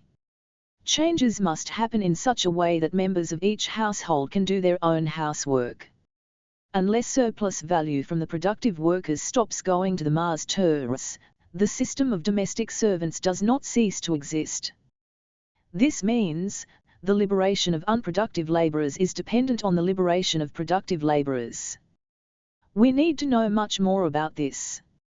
65. Unproductive labor at the workplace of the capitalist. The labor of the household servants of the capitalist is something that is certainly required for his house. Cooking labor is required for preparing foodstuffs. Gardening labor is required for plants to grow in the garden. All these are types of labor required for making of the products. However, these 278 products do not go into an exchange, and for that reason, these types of labor become unproductive labor. The reason, which we are going to see here, for considering a particular labor as unproductive labor is different. There are a few types of labor that are not related to making products. Any labor of this nature becomes unproductive labor. They too do not go into exchange. All such unproductive costs are drawn from the surplus value of the produce made at this workplace. At the workplace of the capitalist, the work performed by the supervisors and managers is of two different kinds. 1. The labor of supervision or organizing involves making all the arrangements necessary for the production. This comes under productive category. 2. The labor of control over the workers. This is not necessary for the production. This becomes unproductive. At the workplace there will be watchmen at different points. This labor of security is unproductive labor, not necessary for the production. At times, there could be legal disputes between the capitalist and the workers. The expenses such as court expenses and the lawyer's fee are unproductive expenses. If the judge is offered a bribe, it too becomes an UN productive expenditure. In this manner, there are a few UN productive expenses at the workplace. These costs are drawn from the surplus value of the commodities. While calculating the surplus value, we have to include all such expenses which are spent by the capitalist. Unproductive expenses in the government organizations. The government is also a capitalist. The government too runs a few productive industries. It sells those products. For example, electricity, water supply, running buses and trains, etc. It earns a surplus value through them. 279. Apart from these, the government also runs a few unproductive organizations. The government runs a few free public hospitals and free public schools. It doesn't collect fees from the patients and students. The government meets the expenditure of the hospitals and the schools from taxes which are its source of income. These tasks of managing free hospitals and free schools only add to the costs, but not earn money for the government. These costs therefore are UN productive labor. All the people employed at the free hospital of the government, including the physicians, are unproductive workers. Likewise, all the people working in a free school of the government, including the teachers, are unproductive workers. In the houses of these unproductive physicians and teachers, unproductive servants may be employed. Questions and answers 1. When does a doctor become an unproductive laborer? If a doctor works in a hospital of a private capitalist, there would certainly be a system of collecting treatment costs from the patients. Hence, a doctor there is a productive laborer since his labor converts into a commodity. The same is the case if the system of collecting medical expenses from the patients exists in the hospitals run by government. However, in the government-run free hospitals, they don't collect charges from the patients. All those who perform labor at such places will become unproductive laborers. The doctor too belongs to the same category.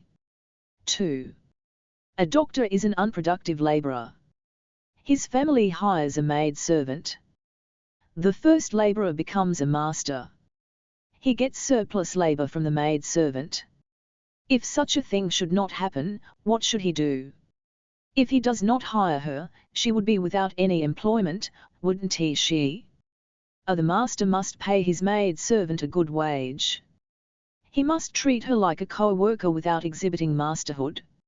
In the present-day society, it is not liberation for the household workers to remove them from the household work. If more wages are paid, their surplus labor would go to them only.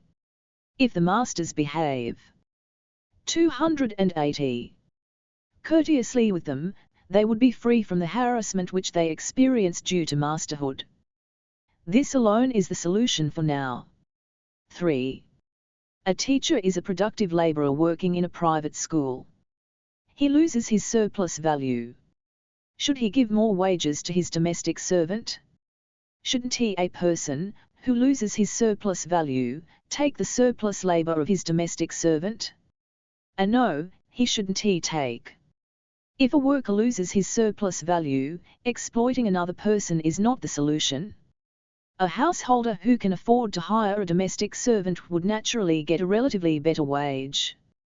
The domestic servant is a manual laborer and her master would be in a better situation wherein he could pay somewhat better wage. Hence, he should pay better. While a master too is a worker outside, he must treat his domestic servant as a co-worker.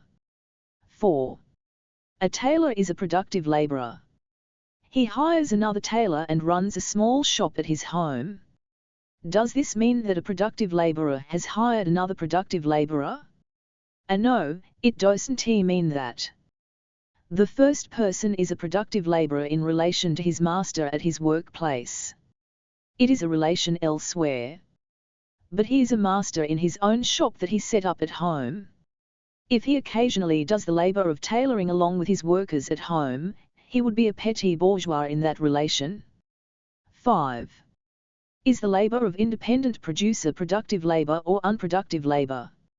The productive-unproductive distinction does not apply to independent producers since there is no master-laborer relationship here. There is no question of handing over laborer's surplus labor or surplus value to the master. However, since these people also produce commodities for the sake of sale, we may refer to such labor as productive and refer to the labor for their own sake as unproductive. But this is not an accurate classification. As they utilize the surplus money which they get from the surplus labor, their labor entirely belongs to them. 6. A cook is working in the house of a doctor who is working in a free government hospital. What is the source of money which she gets as a wage? The cook is an unproductive laborer. Hence, her wage is not something which she gets as a result of conversion of her labor into. 281. Money. It comes from the wage of the doctor who hired her. The doctor, however, is also an unproductive laborer. His wage is also not something that he gets as a result of conversion of his labor into money. It comes from the income of the state. The state gets its revenue from taxes. Those taxes are part of the surplus value of the productive laborers in a given country. There is such a long story behind the wage of an unproductive cook working in an unproductive doctor's house. 7. Does a teacher or a doctor know whether they are productive laborers or unproductive laborers? They will know about their position if they too examine things connected with productive and unproductive labor as we do. Otherwise, they don't. 66. Transfer of the value of means of production. You may be a little surprised, why talk about the value of means of production here? To understand the concept of value properly, we should know clearly about the means of production. We will be able to understand the various aspects of means of production only after we comprehend the productive-unproductive distinction. Hence we are once again examining the various aspects of means of production. In any workplace, means of production are spent in order either to produce new products or to carry on some work. The question, however, is whether the value of those means of production too is spent whenever the means of production are spent. After learning these things, we will talk about price once again. To produce any new thing, we need both means of production and living labor.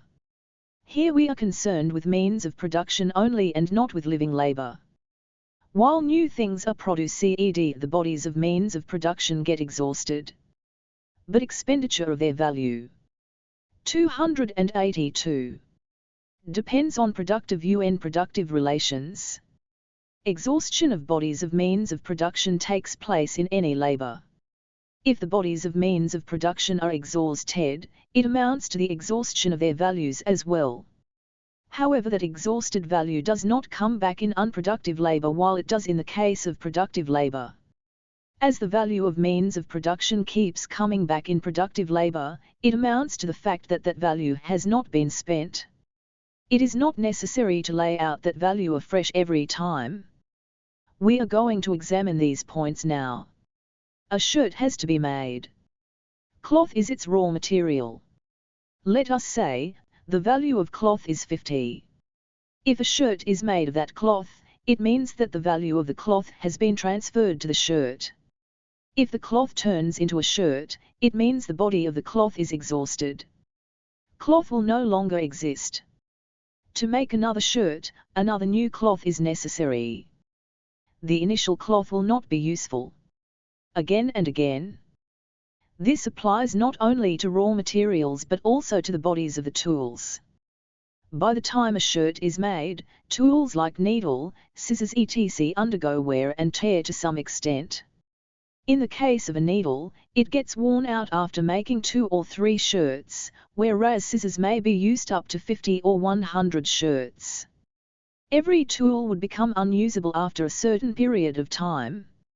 In the case of every means of production, same thing happens with regard to its body. Whenever a thing gets exhausted or worn out, it needs to be replaced by a new one at the workplace. Well, then, What about the value of means of production? Will that too get exhausted every time? Should a new value be laid out every time? Or will the initially laid out value remain unspent? This depends on the context in which those means of production are spent. In a context where commodities are produced for sale, it is enough if the value is laid out only once for the sake of means of production. This value will never be exhausted. It will 283 come back again and again. In unproductive contexts, the value of means of production gets exhausted along with the bodies of means of production. New money has to be laid out every time for them.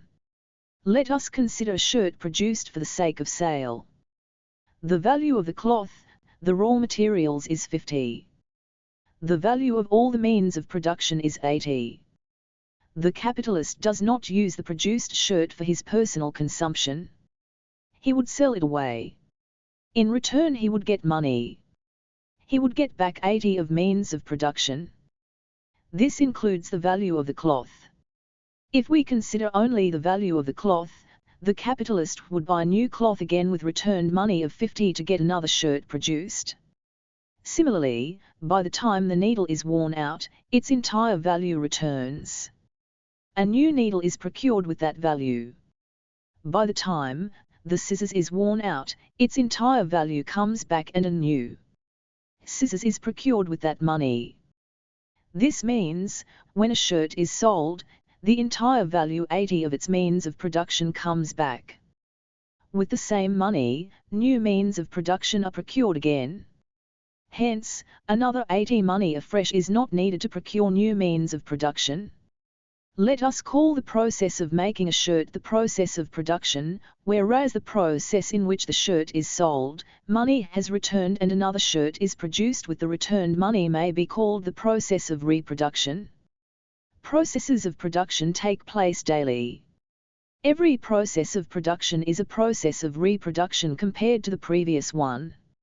In every process of production, the value of means of production gets transferred to the new production, the same comes back and new means of production are procured with it.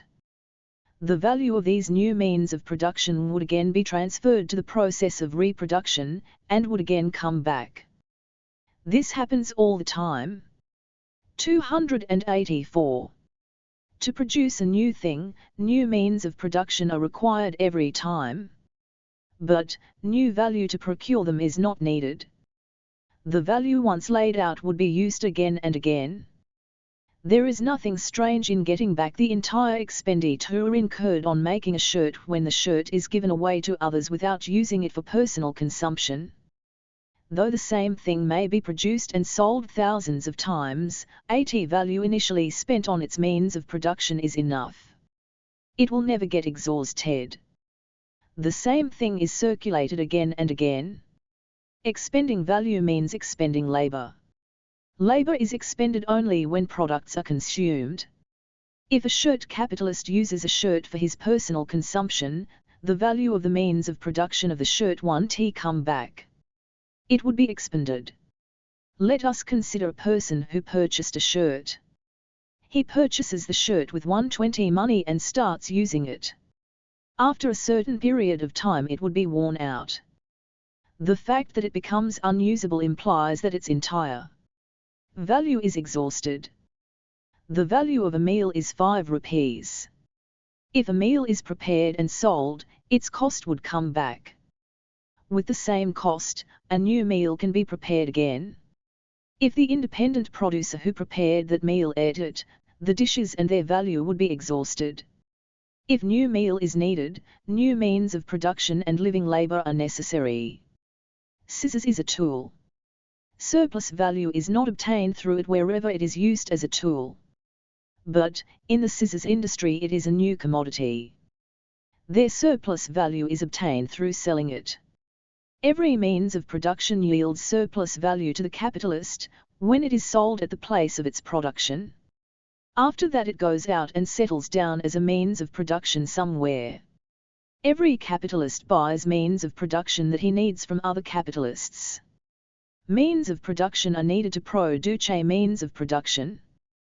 The bodies of the means of production are exhausted at every workplace. But the value of means of 285. Production is not exhausted. Their value, which is initially laid, would keep returning again and again. Suppose the shirt capitalist stopped his industry after some time. He sold out the entire stock of commodity which was already produced and stopped further production of commodities. Yet the money which he spent on the means of production would not go anywhere. The entire money would come back and stay with him. This means, the capitalist does not spend anything on the means of production irrespective of whether he continues or stops his industry. If he runs the industry, the value of the means of production keeps coming back to him every single time. If he stops the industry, the entire money invested on the means of production would remain with him only. If the value of means of production necessary for producing a commodity in a workplace is 80, those means of production too consist of 3 aspects. Let us classify those aspects as follows. The value of means of production necessary to produce those means of production is 50. Wages 15. Surplus. Value 15. These 3 aspects taken together form that 80 value. However, if we analyze the 50 value of those means of production whose total value is 80, that 50 also consists of 3 aspects. Let us suppose the value of means of production necessary to produce means of production of 50 value is 30. Similarly, this 30 also consists of 3 aspects. Thus, the present means of production whose value is 80 have been produced by adding living labor to the previously existing means of production. Fresh living labor is carried out at every workplace, whereas the value of means of production is transferred.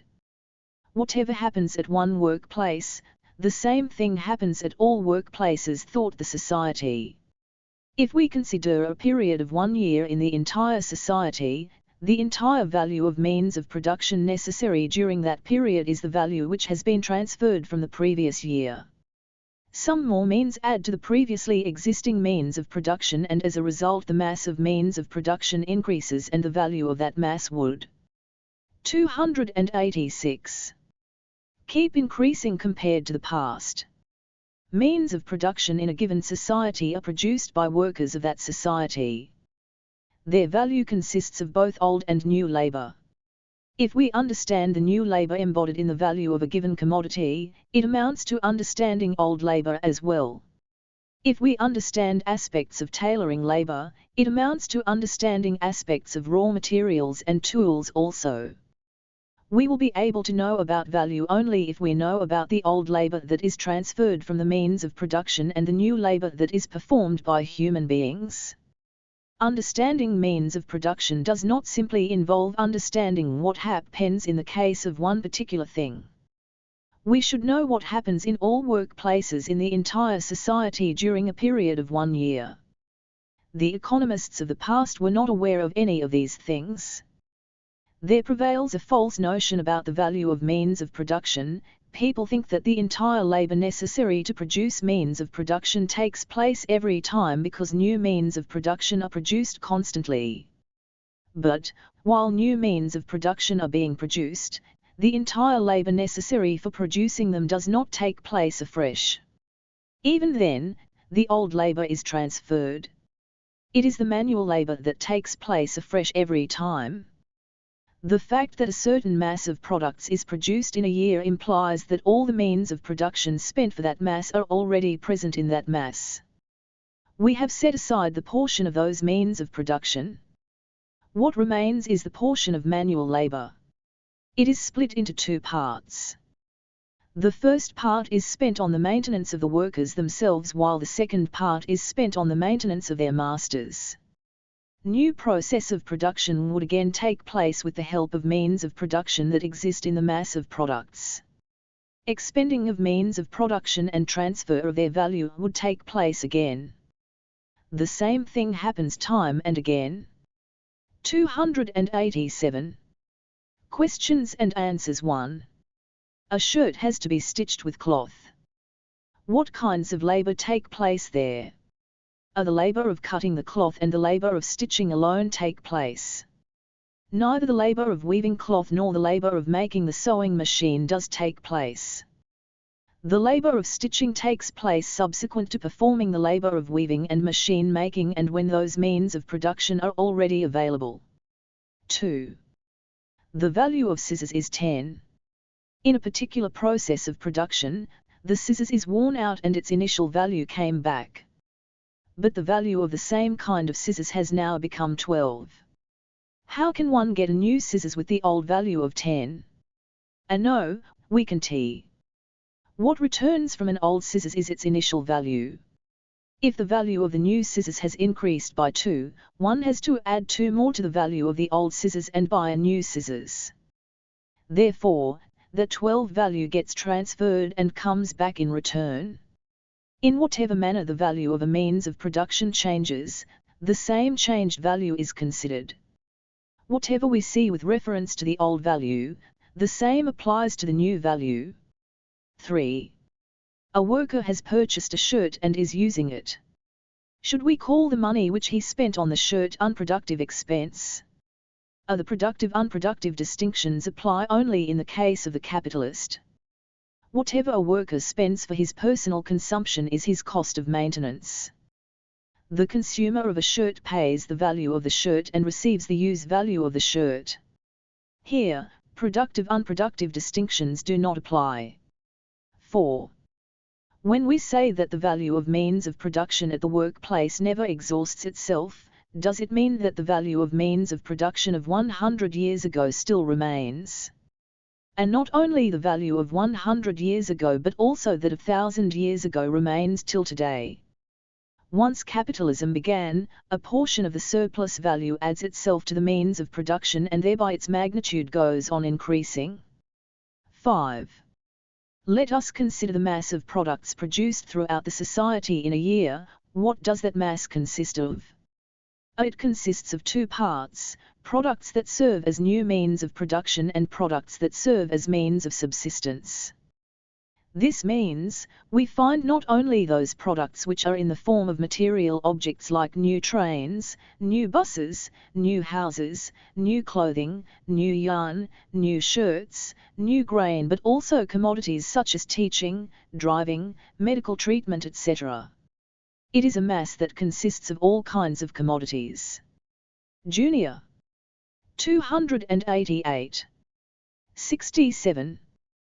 Commercial workers are unproductive labourers. Labour of commerce or trade or mercantile activities are types of labour that involve buying at one place and selling at another. These are the kinds of labour which facilitate the exchanges that take place between goods and money. These types of labour are not necessary either to produce goods or to make them ready for consumption. The value of these kinds of labour does not add to the products.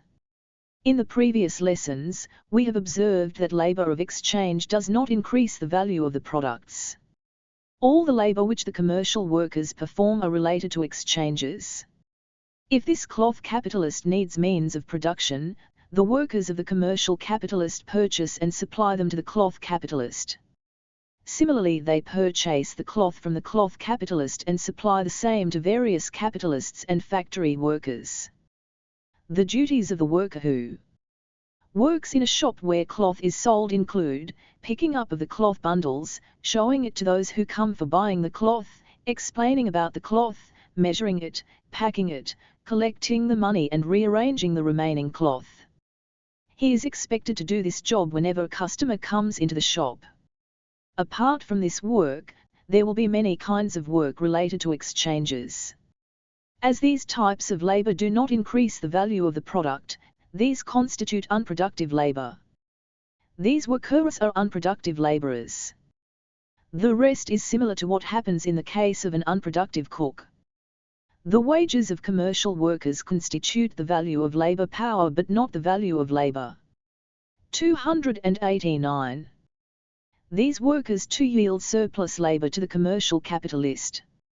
Expenses associated with the maintenance of shops and the labour of workers together constitute the cost of exchange or trade costs or circulation costs. costs of trade go by the name commercial commission.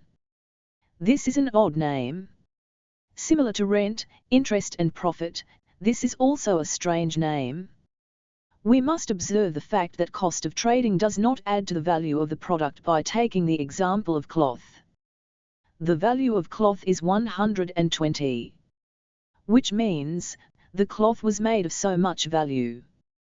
The work of selling the cloth takes place only after it is made. Let us suppose that the cost connected with selling work is 5. This cost is incurred only after the cloth is made.